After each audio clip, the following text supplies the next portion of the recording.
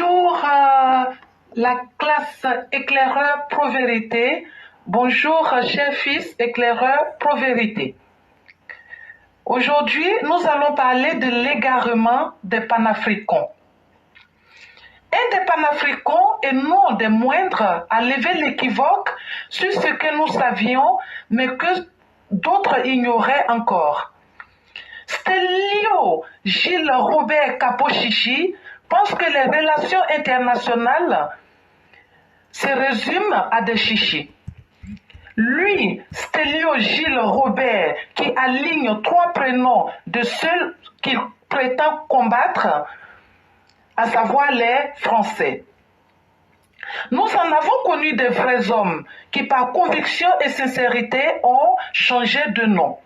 L'on peut citer Malcolm Little, Malcolm X, ou aussi Cassius Marcellus Clay, qui deviendra Mohamed Ali.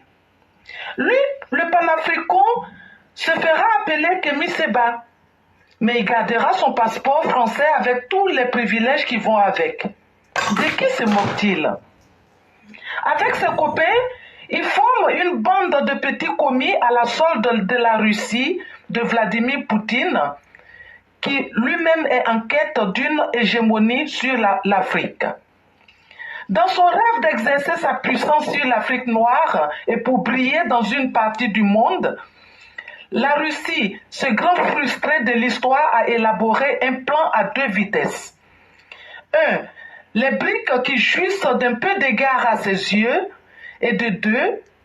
Les pays d'Afrique noire, dont la Centrafrique, le Burkina, la Guinée, mais surtout le Mali, d'Assimi Goïta, qui reste l'aberration elle-même et qui sont des terres promises. Ainsi, au cours d'une allocution au Mali, Stelio Gilles Robert, comparant le Mali à la Côte d'Ivoire, se réjouit de la place de ce pays qui s'enfonce un peu plus chaque jour dans la précarité. Ce que Kapochichi s'abstient de dire et qui traduit sa grande joie vient du fait que la MINUSMA ayant quitté le Mali, place nette a été faite désormais pour accueillir le nouveau colon, la Russie. Ce qui alourdit l'escarcelle de ces démarcheurs, de ces rabatteurs aux pieds nickelés, grands paresseux, allergiques au marché du travail devant l'Éternel.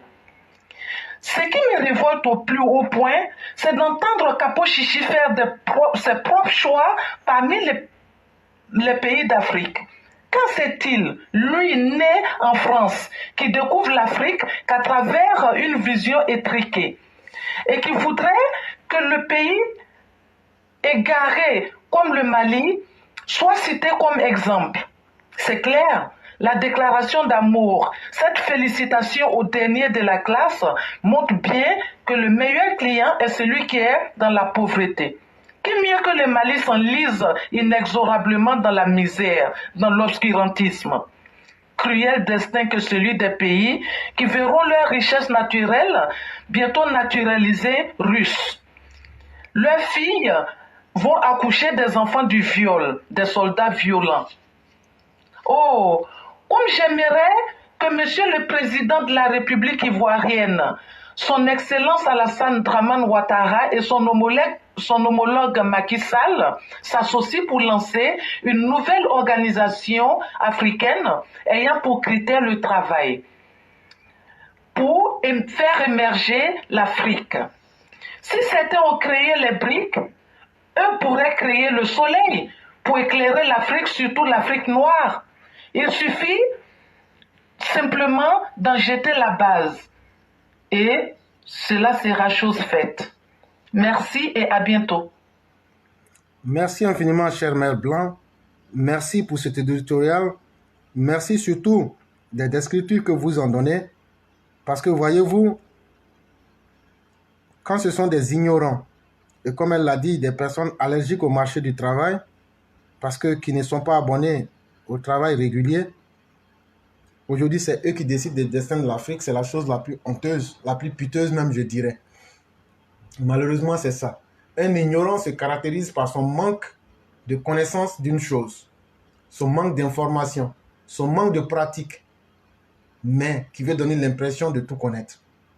Et c'est ça aujourd'hui, malheureusement, qui intéresse les jeunes Africains, en tout cas dans leur grande majorité. Et nous disons, faisons beaucoup attention, soyons prudents, parce que le monde, tout ce qui brille n'est pas forcément de l'or. Chère mère, merci pour le conseil que vous avez donné. Souhaitons que les uns et les autres puissent comprendre la portée positive et s'inscrire sur le chemin de leur propre bonheur.